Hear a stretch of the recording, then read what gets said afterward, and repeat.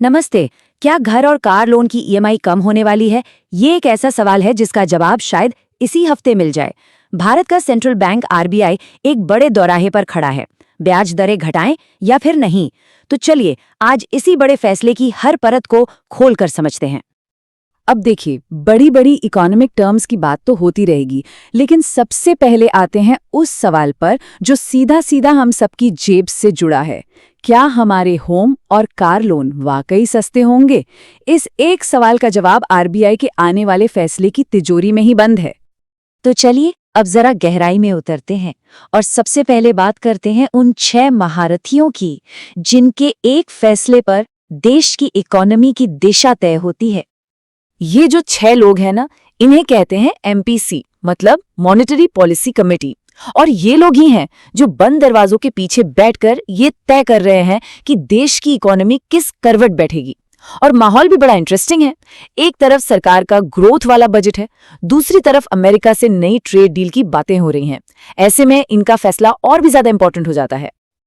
अब सवाल उठता है कि ये कौन सी ब्याज दर है जिसके इर्द गिर्द सारी कहानी घूम रही है। तो इसे कहते हैं रेपो रेट। अब एकदम सिंपल भाषा में समझे तो ये वो रेट है जिस पर आरबीआई देश के बाकी सभी बैंकों को, जैसे एसबीआई या एचडीएफसी को, पैसा उधार देता है।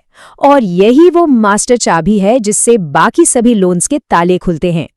और फिलहाल वो आंकड़ा जिस पर सबकी नजरें हैं वो है 5.25%। एमपीसी के सामने बस यही सवाल है, इसे और कम करें या फिर यहीं पर एक पॉज ले लें। अब यहाँ कहानी में आता है एक ट्विस्ट, क्योंकि ये फैसला इतना सीधा साधा है नहीं।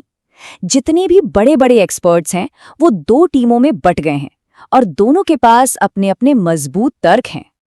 एक टीम का कहना है कि भाई रेट्स और कम करो, इकोनॉमी को बूस्ट मिलेगा, लोन सस्ते होंगे, लोग ज्यादा खर्च करेंगे। लेकिन दूसरी टीम, और शायद ज्यादातर लोग इसी टीम में हैं, उनका कहना है होल्ड ऑन, बहुत कटौती हो गई, अब जरा रुको, देखो तो इसका असर क्या हो रहा है। तो ये ग्रोथ की रफ्तार और सधे हुए कदमों के बीच की एक बड़ी बहस है। तो चलिए पहले उस साइड की बात करते हैं जिसका पलड़ा थोड़ा भारी लग रहा है। मतलब क्या वजह है कि ज्यादातर लोगों को लग रहा है कि आरबीआई इस बार रेट्स में कोई बदलाव नहीं करेगा। देखिए, बोफा ग्लोबल रिसर्च जैसी बड़ी बड़ी फर्म्स तो साफ कह रही हैं कि भाई रेट कट का जो साइकिल चल रहा था वो फिलहाल के लिए तो अब खत्म हो गया है। और सिर्फ विदेशी ही नहीं, देश के एक्सपर्ट्स जैसे कोटक महिंद्रा एएमसी के दीपक अग्रवाल, वो भी यही बात कह रहे हैं। उनका आर्गुमेंट सीधा है, महंगाई कंट्रोल में है, ग्रोथ भी ठीक ठाक चल रही है, तो फिर बेवजह सिस्टम में कोई बदलाव क्यों करना, अभी स्टेबिलिटी ही बेस्ट है। तो सवाल यह है कि आरबीआई के पास इतना कॉन्फिडेंस कहां से आ रहा है कि वो रुकने का फैसला ले सकता है? इसके पीछे 4 बड़ी वजह हैं। 1, महंगाई काबू में है। 2, ग्रोथ की गाड़ी पटरी पर है। 3, बैंकों के पास पहले से ही काफी पैसा है लोन देने के लिए। और 4, देश का विदेशी मुद्रा भंडार रिकॉर्ड लेवल पर है।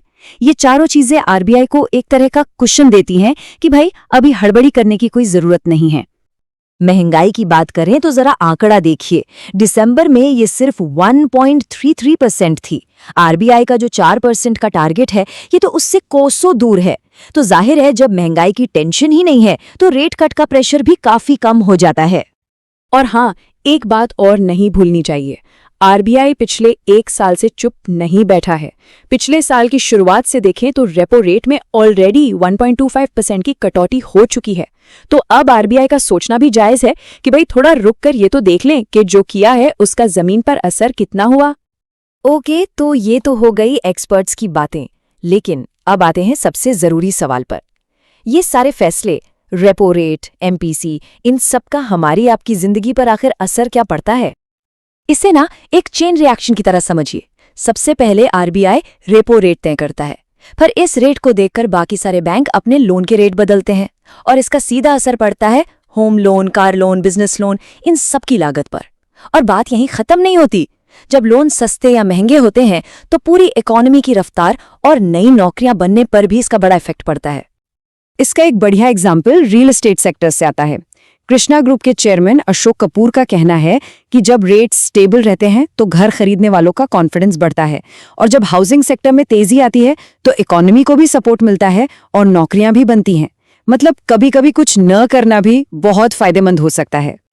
तो ठीक है, जब शुक्रवार को आरबीआई का अनाउंसमेंट आएगा तो किन चीजों पर नजर रखनी है? देखिए, एमपीसी की टीम को बहुत कुछ बैलेंस करना पड़ता है।